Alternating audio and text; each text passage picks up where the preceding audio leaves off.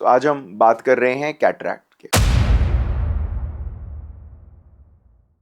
Cataract के symptoms क्या होते हैं? मोस्ट कॉमनली जो कैटरैक्ट में सिम्टम होता है वो होता है ब्लरिंग ऑफ विजन, कि हमारी नजर धुंधली होती जाती है और कुछ समय बाद चश्मे से भी हमें क्लियर नहीं दिख रहा होता। इसके अलावा कई लोगों को थोड़ी लाइट स्कैटरिंग फील होती है, ग्लेयर्स फील होते हैं, ड्राइव करने में इश्यूज होते हैं या फिर अपनी रूटीन एक्टिविटीज में लाइफ में दिक्कत होने लग जाती है नजर में। तो ये मेन कैटरैक्ट के सिम्टम्स होते हैं। कई लोग जो स्पेशली जो 50-60 ईयर ओल्ड के आसपास होते हैं, उन लोगों को इरिटेशन, डिस्कम्फर्ट हो रहा होता है और उनको लगता है कि कहीं ये हमें कैटरैक्ट के सिम्टम्स तो नहीं है। तो इंपॉर्टेंट है जानना कि ये सब चीजें कैटरैक्ट के सिम्टम्स नहीं होते। मेनली जो सिम्टम होते हैं वो नजर से रिलेटेड होते हैं कैटरैक्ट में। इसका ट्रीटमेंट कोई दवाई या चश्मे से इसको ट्रीट नहीं किया जा सकता कैटरैक्ट को। ये एक एज रिलेटेड बीमारी है इन मोस्ट केसेस। कुछ और कारणों से भी होता है बट मोस्ट कॉमनली ये एज रिलेटेड होता है और इसका ट्रीटमेंट सिर्फ सर्जिकल होता है। हमें सर्जिकली जो आंख का नेचुरल लेंस है, जो कि क्लाउडिंग हो गई होती है, जिसमें जो कि साफ नहीं होता, अब उसको सर्जिकली रिमूव करना होता है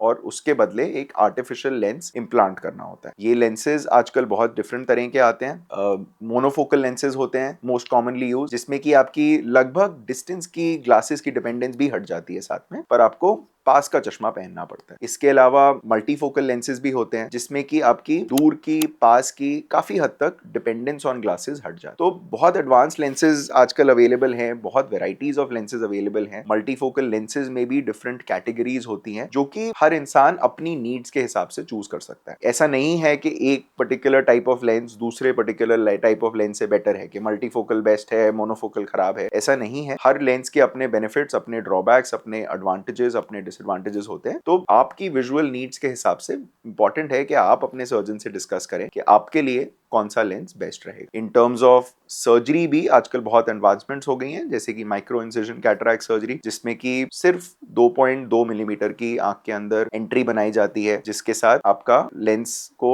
छोटे फ्रैगमेंट्स में करके आंख के अंदर ही एस्पिरेट किया जाता है। तो that is a very advanced surgery that most ophthalmologists are doing now. इसके अलावा एक femtosecond laser assisted cataract surgery भी होती है, जिसमें कि ये वाले स्टेप्स भी काफी स्टेप्स हमें मशीन एक प्रिसिजन के साथ करके दे देती है, which improves the surgery further. Surgery इसमें भी सिमिलर तरह से की जाती है, बट फेम्टोसेकंड लेजर के इस्तेमाल से बहुत सारे फैक्टर्स में प्रिसिजन ऐड हो जाती है, which obviously helps the surgeon and the patient.